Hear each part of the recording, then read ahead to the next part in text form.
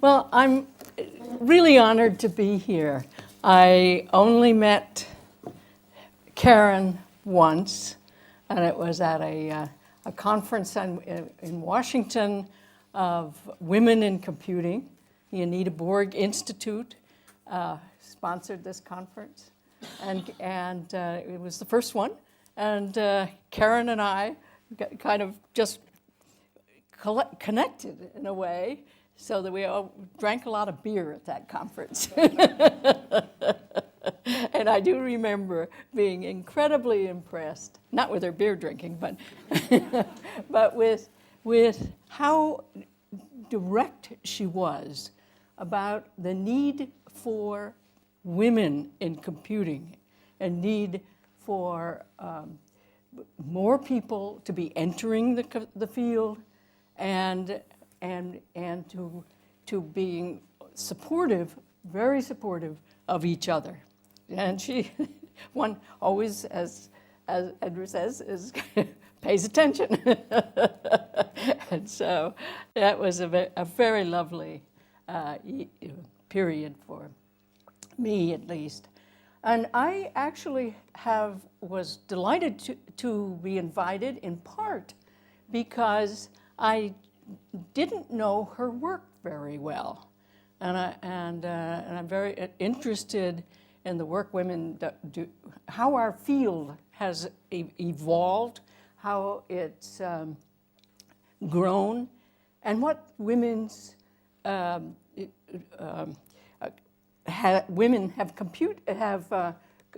given to the field. You know, what is their work within the field? And because I started fairly early in computing, and I'll say a little bit more about that. I try to trace the path of ideas, and it's particularly interesting topic for me for some reason, because I always stayed in the same field for all of my 45 and I'm getting on 50 years now, and so I can kind of put things together if I when I'm in my area, but I did not know Karen's contributions. So I've been doing some reading, of course, and was stunned about how prolific she was, what the consistency of the direction of her work, and what she has done for this very important field of language understanding and information processing. So what I've decided to do, since I couldn't talk about in depth at all about Karen's work, was to try and follow that thread of her ideas, and one sees, and I had an exciting day today in kind of thinking through a piece of work, and I think, well, I'll tell you about it later, because I'm very excited about this. Anyway, let me get into the talk. Oh, whoops! That was, I guess, this is one of my slides, charts, and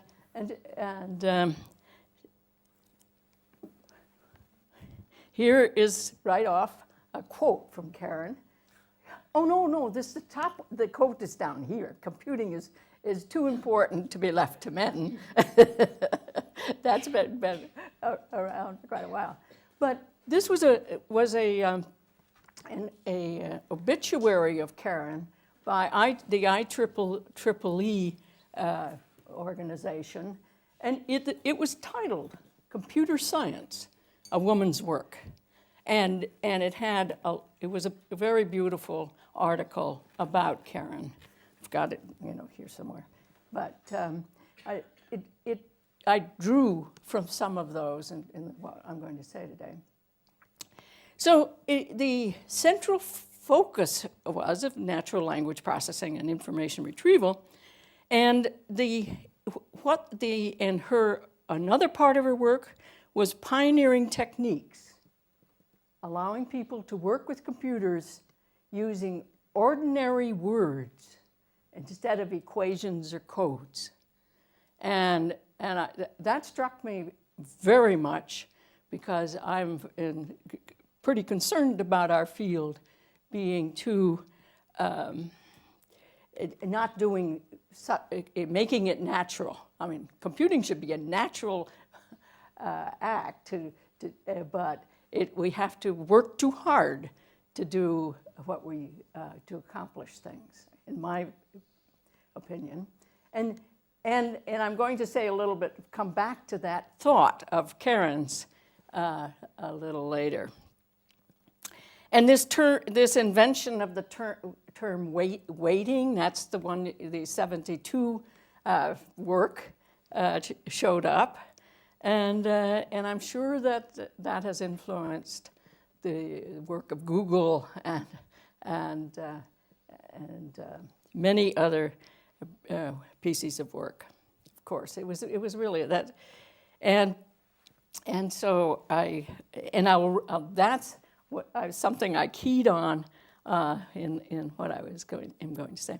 Anyway, I wanted I'll have some opening remarks and a brief personal tour of some projects, and my hopes for the future, but I'll actually spend quite a bit of time on one project I worked on in the very early 60s and 50s.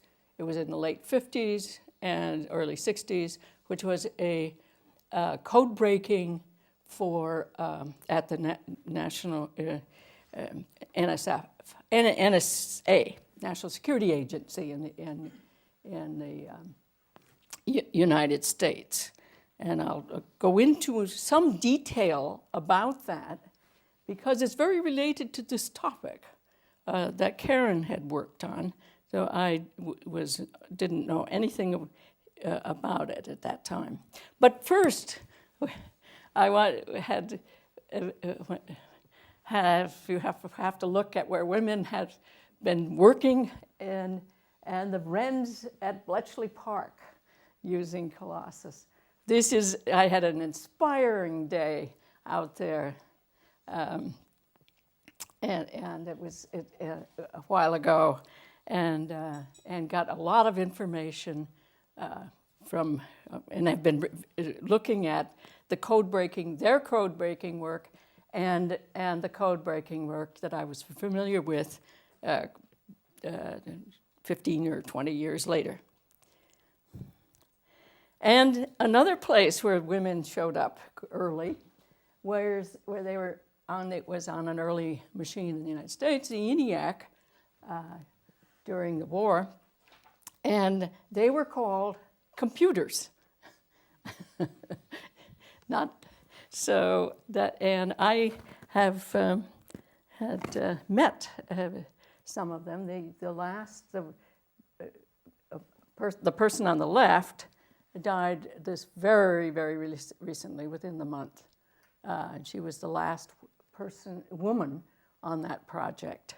But she spent a lot of good years explaining how that project worked in a very humorous manner. So here's with my own, the beginning of what I have done was in 1957, I joined IBM Research as a programmer. I'd been a high school math teacher, trained in that way, and had to go get a master's degree in mathematics in order to get a license in New York State to teach high school math. And so I'd gone to the University of Michigan to get that, and IBM came on the campus, and I signed up with IBM, not knowing where I was going, except it was in New York, near where I grew up,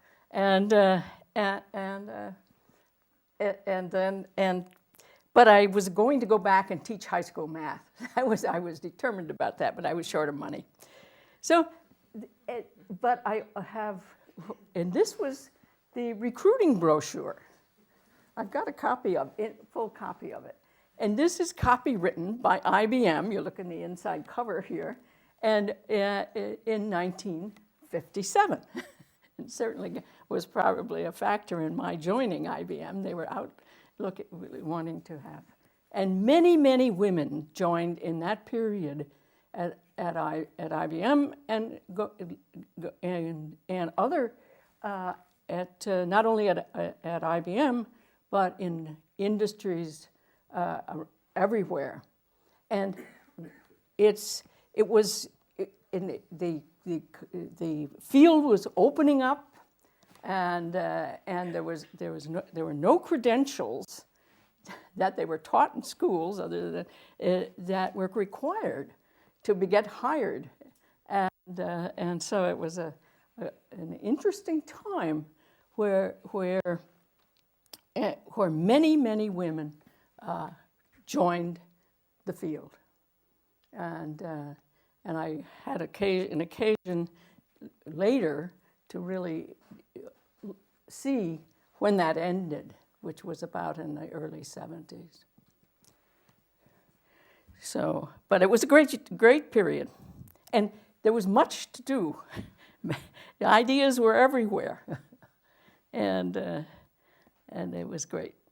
So, and the first project that I was involved with was John Backus's project, not as a member of the team.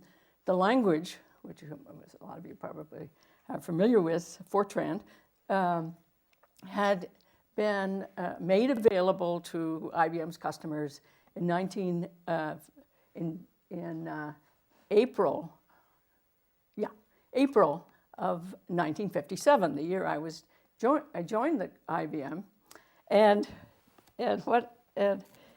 when I joined, it had been decided that all of the research scientists had to use Fortran. Because IBM was wanting to sell it, and so the IBM, the scientists in IBM were in an uproar. They would not use Fortran. They could code better than any compiler or a language could. So I, being a teacher, was assigned to teach the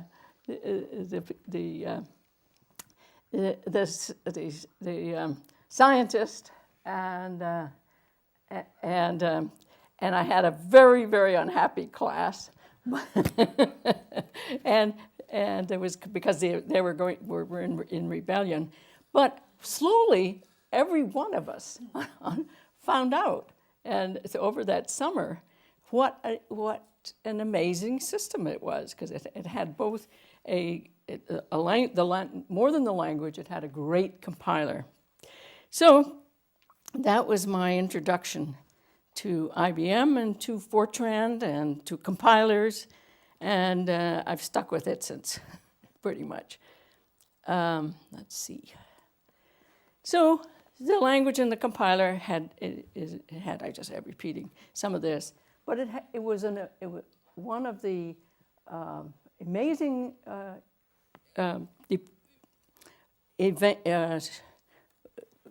systems, and it was amazing in part because John Backus set two goals, and it's always been that was a good experience for me, is to how does one accomplish things? One accomplishes them essentially by setting goals that are realistic and doable, but there's a stretch to them usually, and he did it. He was a master of that, and understanding what is needed. And his two goals was user productivity. The Fortran language was make people more productive, and problem performance. And he, for the I think it was 6 years from the time he started this project to delivery of the project. He was always 6 months away from delivery. But he had this goal, and he kept going on it. So, this is what I was working. Why I bought into a lot of these big systems. Oops. That way. So the next project that I was involved with, needless to say, was a stretch project and a high-performance computing project. And that was one that was a huge system that was initially to be, IBM was contracted by Los Alamos to build an incredibly ambitious system, and it was very high performance. And here is the first machine, Stretch. It was called. Los Alamos was deeply involved with a lot of the designs, and I'm over here. I recognize myself in some archive of pictures, and there it was. And it was supposed to be delivered in. It started in '56, and it was supposed to be delivered in '60, but well, it's a little late. But it was extraordinarily ambitious hardware and an ambitious compiler. Compilers were very advanced at that time, and I wish we had made more advances since then. But this is where I'm going to leave this system, though it's a very fascinating piece of work, and move to the National Security Agency, because Stretch was also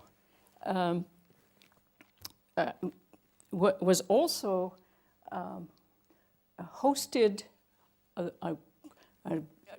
another machine which was twice its size, and it was for the National Security Agency for code breaking. So the two machines were involved with breaking code at the National Security Agency. Whoops! This is a very fancy compiler that we put together, and that form of compilation is with us in some way, one way or another. The Harvest machine, built for National Security Agency, it started in '58. Discussion started, and it was a couple years late.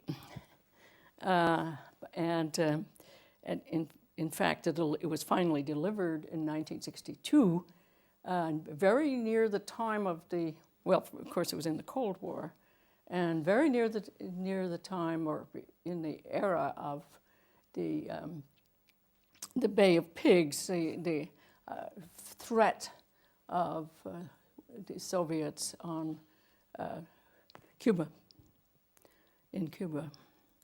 And so the pressure during the work we were doing was very high. Now the Harvest, and is a machine that was, of course, very top secret, and those of us that were working in the basement of the National Security Agency, where the machine was housed, Stretch and Harvest and everything else, along with every machine that had ever been built at that time that could have any use in code breaking. Yeah, it was an amazing place. So the computation model was very different than the Stretch machine, which was a sequential set of instructions. It had a streaming data computational model instead of a sequential do this instruction, do that, and do the other. And it had 8 instructions, each having unbounded times of execution. So the streams could go, and it could go for days. And it basically was a pattern matching system. And there were 2 streams that could pass on, and then it would look for patterns, where patterns would be looked at. And it was the only system that has ever been built that had balanced I/O and computational speeds, and where the data could flow through the machine, could flow through looking the pattern matchers, and the results being put out in whatever was found wherever. I've got some more detail on that, and this it's kind of hard to believe, but I've really verified that with Jim Pomerine, who IBM hired for this project he was John von Neumann's chief engineer, and a young man at that time. So he got involved with this project, and just an amazing engineer, and the engineering involved all of these trade-offs, and Jim knew that it was right at the cycle level in the machine, that keeping the whole machine in sync with streams of data going through it, and it was deeply embedded in the hardware. The alpha language was something I was involved with, and I'll say a little more about that. Here is a little more depth on this, and this is the tractor, what is called the tractor tape. It was tape because there are thousands of bytes of information that had to be looked at, and it went directly into, through some other buffers here, into the list from the listening stations around the world that NSA had, and we didn't know much about that. and it came through, and then stored on these kind of tapes. I have this not the tapes, they never got out of the basement, but this device. I have a copy. I have one on my desk at IBM. Big, chunky thing. And the storage on that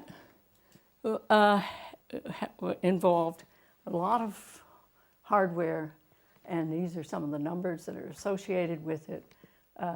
And the transfer rate, the maximum transfer rate off those, the data, which were bytes, and, was really fairly fast. Once in a while, I think, when I get on my computer, well, why is my computer so almost as fast as isn't faster? Because this was very, very fast at the build-up of the stream.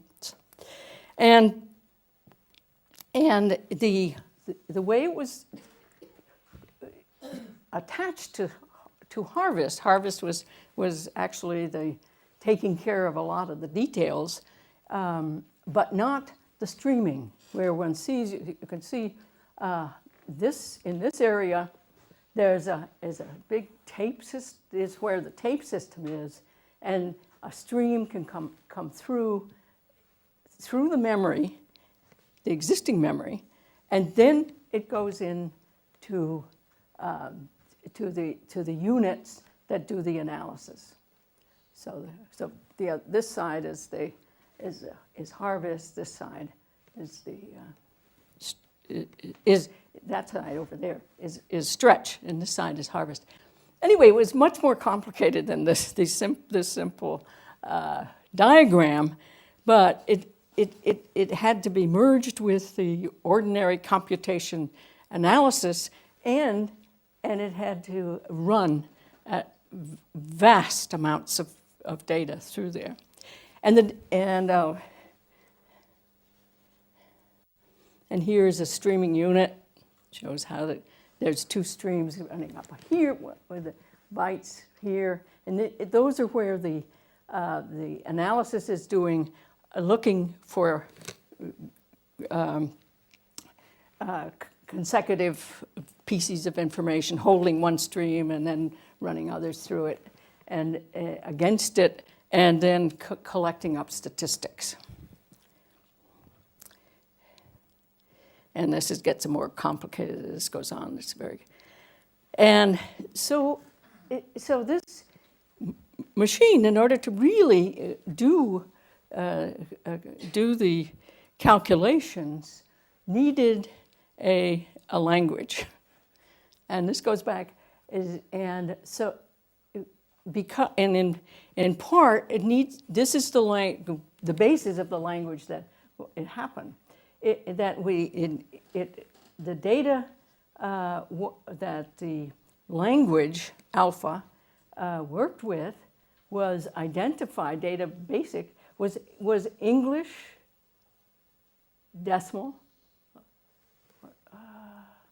What's the next one? I don't know. And all numbers, and then it could take. If you're looking for patterns of patterns related to vowels, you're looking for something for vowels. You could actually have a unit where you encoded the vowels in a string, an ordered string, and then you could start to look for those, or Cyrillic. This was designed to look at any language. It was all the way what one looked for it. It was encoded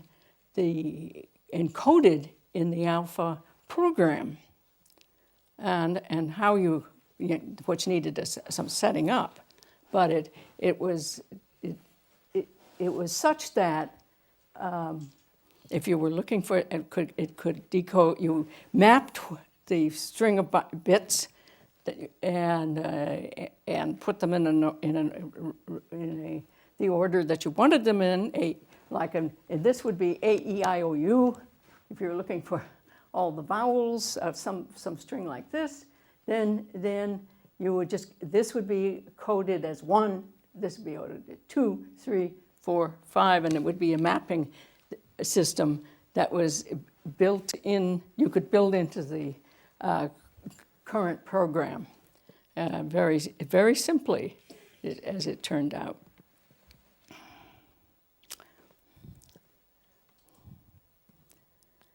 And there was other data types, int and float and all, etc. But what is interesting in retrospect to me is that it encoded the essence of what is needed in order to do to recognize patterns in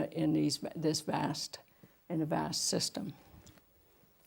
And there was this always caused us a lot of trouble.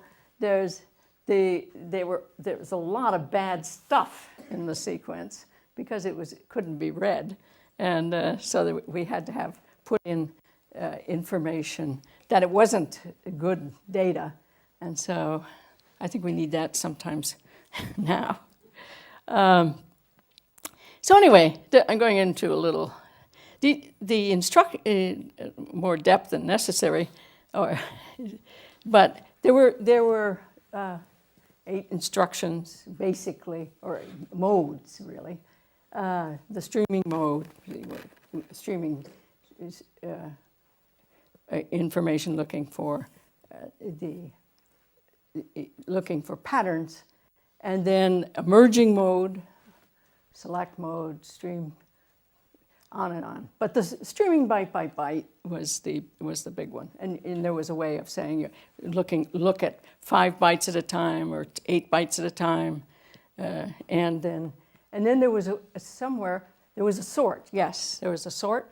It's because the result of a looking at streams would lead to understanding what was building statistical analysis, such as what Karen Sparck Jones did at that time. This is what you determined what was important and what not statistically, and there was a whole unit there that did the statistical analysis and got it sorted by using this instruction. So this is a deep dive into something that it's very hard for me to even remember just exactly how it worked, but it was pretty amazing. Here's a statement about this language that we designed, and we was I had some responsibility for it, but I did not know, could not know, and never will know anything about code breaking. There was always a front to that, and so I was kind of like putting in a design and then giving it to the code breakers, and maybe yes, no. So anyway, this was when I came across this. This is it was the alpha language was in some real sense very high advanced language that approximates the needs of the cryptography, and it used English words. When I saw it, when I was putting this together, and I thought, okay, that's what Karen Sparck Jones saw as being necessary, or not essentially necessary, but being of great value.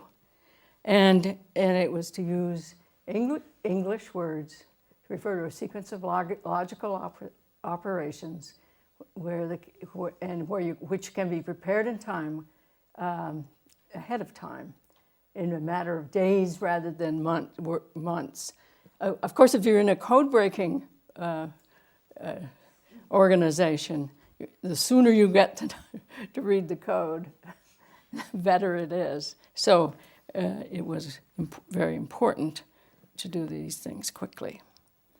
And so it's the language in the end proved to be very valuable and was used on the system. The system was used for 14 years, and the National Security Agency would have used it much longer if a piece of the tractor tape hadn't broken. And they begged IBM to build it more, and IBM didn't do it, and which I think was too bad. But anyway, it was very costly. And what we had in order to qualify the machine, as in any contractual arrangement, there's usually an acceptance test of how good is the work that the contractor has done,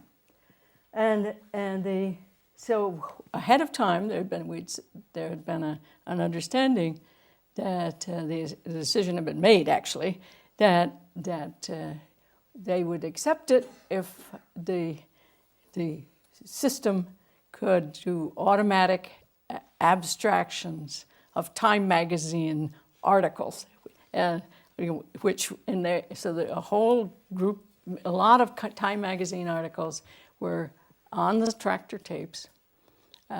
We couldn't see them, of course, and then it was actually ended up in, I don't know why it ended up with me, but I was kind of the last person standing and knew the alpha work. So I was involved then with writing the automatic abstraction so that you could write, so you could develop a paragraph for each article, which was correctly abstracted or satisfactorily abstracted the article. And so I had asked some of my colleagues, how do I do automatic abstraction, you know? And that's where, and they said, well, you just have to look at these words and then do statistics. And then go back and write some statistical piece, and then go back and pull out the sentences that had the right words. And I thought, I'm going to be in this basement for the rest of my life, writing this in alpha. Well, and I still am stunned to this day that I did that. I wrote the alpha code and had some things wrong with it. A few lines of alpha code, and it was very few lines of alpha code, because it was such a powerful level that one was working on, and a few adjustments to the method of abstraction and the information, and the results, the results were deemed acceptable. And I could go home for Thanksgiving. It was just and I never really believed that it had happened, that it did work out. I kept thinking, oh, they just were being nice to me. But it was an amazing tool. And fairly recently, I decided, well, I'll write an alpha program to do DNA matching, because there's a lot of that going on in the IBM Research Lab, you know, in the Blue Gene and that sort of thing. And so, and again, it took not time, because I wrote it in alpha, and it was about 14 lines of code. Of alpha code could do all the data matching of DNA. And it's sort of course I didn't have a machine to run it on, but I don't know whether it was right or wrong. But it's stunning what can be done if one starts to focus on the problem and the methods, and I noticed Karen Sparck Jones pointing that out early, how important that is to do it in simple and in English, as she said, English language, or some way that it's very transparent, and you've mapped the problem to a level where it's correct.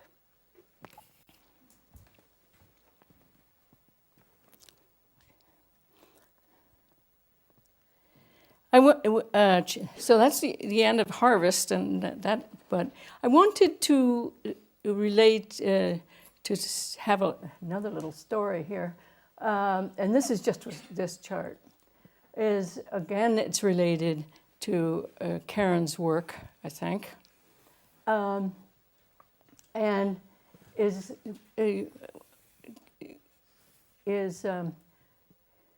Yoqing Gao is a woman that was educated in China, and it has been doing some phenomenal work in real-time speech-to-speech communication from disparate languages.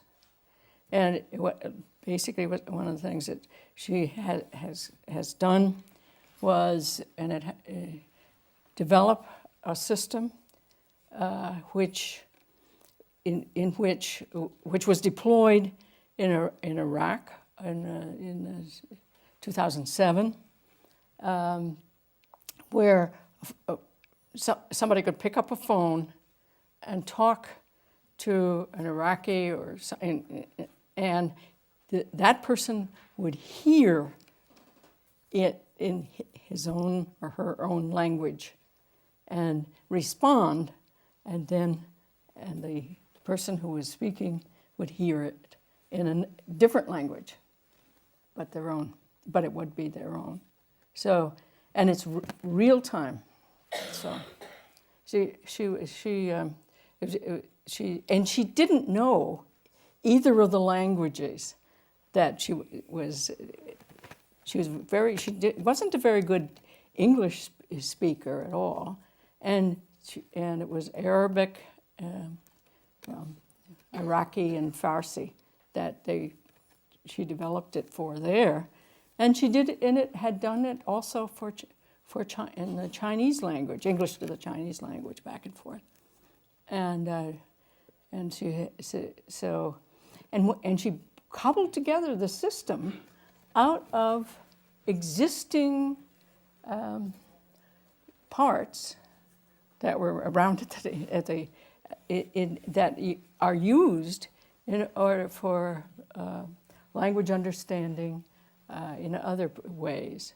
So it wasn't a huge amount of code, but it was just taking the basic components that had been in the system, in other systems, and abstracting them and using them. So, this was an awesome piece of work, and she won a number of prizes for it. MIT identified it as one of the 10 best projects in 10 years, and she just did it, with not just built her own little team of people. Okay, so I want to leave with some remarks. Everybody does, don't they, at the end of a talk? But Karen got it right. Computer science is really really important, and we as women need to be involved with it. And we're still struggling as involved within the field with what is computer science? How should it be taught in our schools? And is this computer science? Building a big machine, or we still do not know whether it's a science or not most of the time. And at a previous conference here, I don't think it wasn't in this building, but I think it's there. We got several people were struggling with some of these things, and Dick Karp, who is one of my heroes, had prepared I think it's a paper, Understanding Science Through the Lens of Computation. There's a lot going on with computational thinking, but I don't think that's not quite what Dick was thinking of at the time. But he did, what the statement he made that really caught my eye was where there were two statements. The algorithmic worldview is changing. Yeah, the word is algorithm. Is the mathematical, natural, social, and life sciences, and I think it's just happened. It has happened, but we don't appreciate what we have created, and the importance of some of this. And secondly, is that computer science is placing itself at the center of scientific discourse and exchange of ideas throughout the world, and this is only the beginning. And it's such a new science that we haven't gotten our hands around it yet, I think.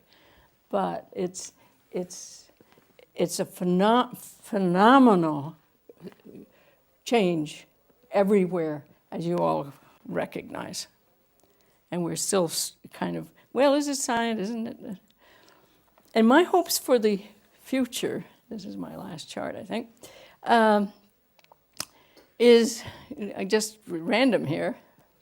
One is that I heard a lecture by Isaac Asimov about lots of his vision. He was a visionary. And the audience asked him, well, what will be the impact of computing on the future? And his answer was very interesting, I thought. And he said, people will become much more creative. And he cited that in the Dark Ages, a person was considered very creative if they could read. And that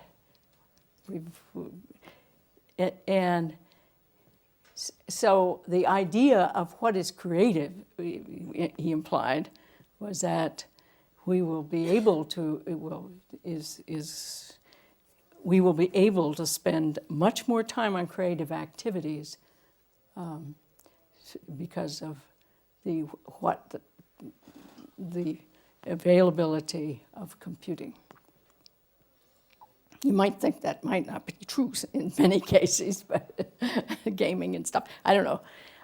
And then Anita Borgs had always had a wonderful set of goals going for women, and one of her goals was 50% women in computing by 2020. Well, don't know that's going to happen.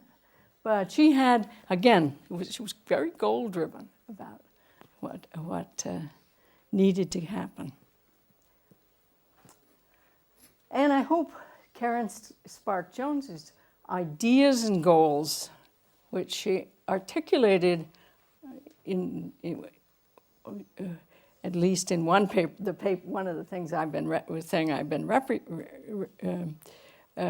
referring to, is of having writing implies writing and expressing the solutions to problems in a transparent way. Okay, I think that.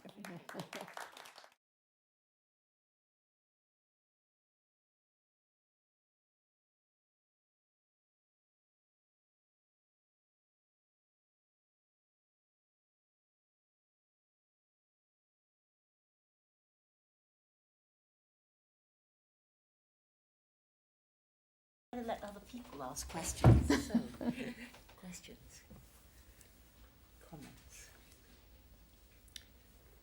David. Would you like to say a little bit more about the abstraction service on time, in the time articles, because that was way before artificial intelligence got involved in abstraction. What was the first word? The abstraction that you did from a Time article, that seemed to me to be way before its time in artificial intelligence, when we started to really get good programs through abstraction. And you were doing it way ahead of us, so I'd like to hear about a little bit more about how you actually did that. Well, in fact, I heard a wonderful lecture from Barbara Liskov recently. She's a Turing Award winner, and she did a marvelous piece of work in the late '60s on a system called CLUE, CLUE, and that was all about abstractions and building PCs out of other PCs, and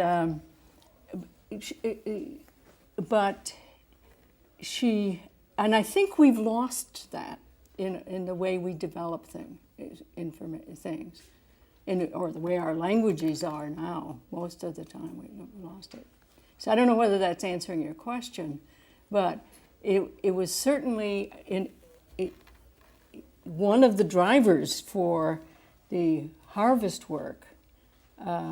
Was one had to do it in abstractions and understand what the basic components could be, because it was just too complicated in any other way, and would be.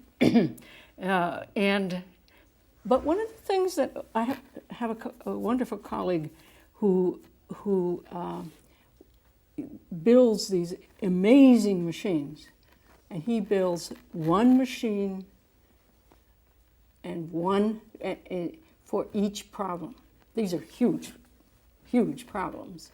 And he will build a machine that's very specific for that, do all of the language work, it's very tailored, but it's not detailed. And he's in the middle of a lot of multi-core work now, if you're familiar with that term, of how to build machines block-wise, and simplified. Karen. Have modern languages like C++ and Java actually gone backwards from alphabet? Absolutely.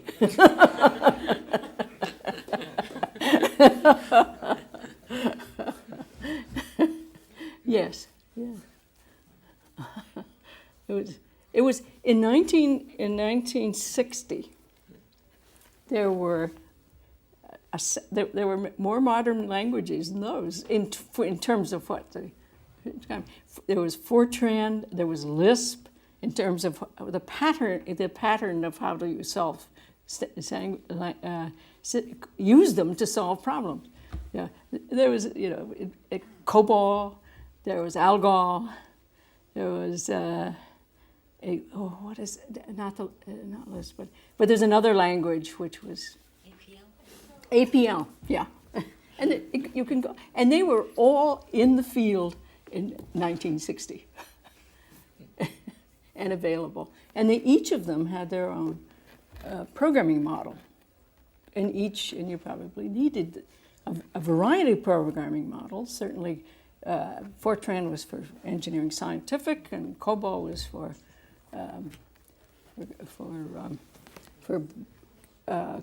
commercial problems.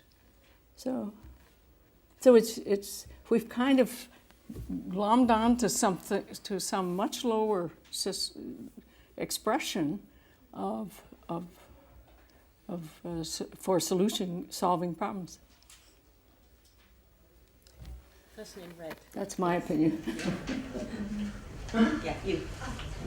IBM have been very successful with their choice of grand challenges, Deep Blue in 1997, and then IBM Watson in February this year. Oh, yeah. Have you had a chance of meeting with David Ferrucci and his team behind Watson and that fantastic question-answer technology?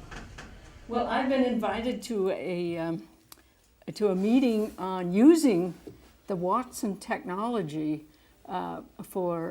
in education systems, which the first, and I'm associated with some Pace, one of the local universities, and so they're looking at many wonderful applications where that have would have value as a result of that of Watson. So, everybody heard about Watson? Anyway, but in the first one that they went for was medicine. I don't know exactly what it was. Some gentleman right over there, and gentleman. I think it follows on from what we've been saying, that in kind of 1950s, did you think in 30 years' time that we would have thinking computers that could answer questions?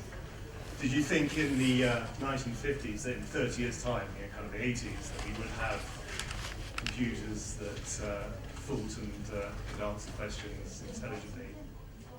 Well, not so much myself, but the people in the artificial intelligence are always envisioning the possibilities. Yeah, but I think what a lot of us kind of missed is the rate at which the capabilities got smaller and became faster and connected. I mean, one of the drivers, of course, is those three: connectivity and the shrinking of the basic technology, where we've got some problems now. But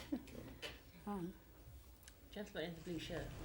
It's a similar question. What do you see as the major challenges facing computer science, or the area you're most familiar with, and on what time scale do you think they might be met? Well, I'm going to Queen Mary's tomorrow to give a lecture on the challenge of the multi-cores. That it'll be altogether different than this. It's because we have hit some boundaries, and we have to get much more simple in terms of how we solve problems. Because the boundary in that one, I suppose maybe most of you know what it is that the heat and the transistors, the basic elements, have happily shrunk and supported Moore's law, or theory of Moore's law, but now it's stopped. The basic systems are getting based on the shrinkage are not delivering any improvement in speed, but the energy is still a big problem. It gets worse and worse. So, I mean, I don't know the technology stuff there, but it's something we have to get simpler, for one thing. And just a point, you're talking about translations, all right, so you have all these wonderful systems whereby you translate from, say, English to Chinese and vice versa.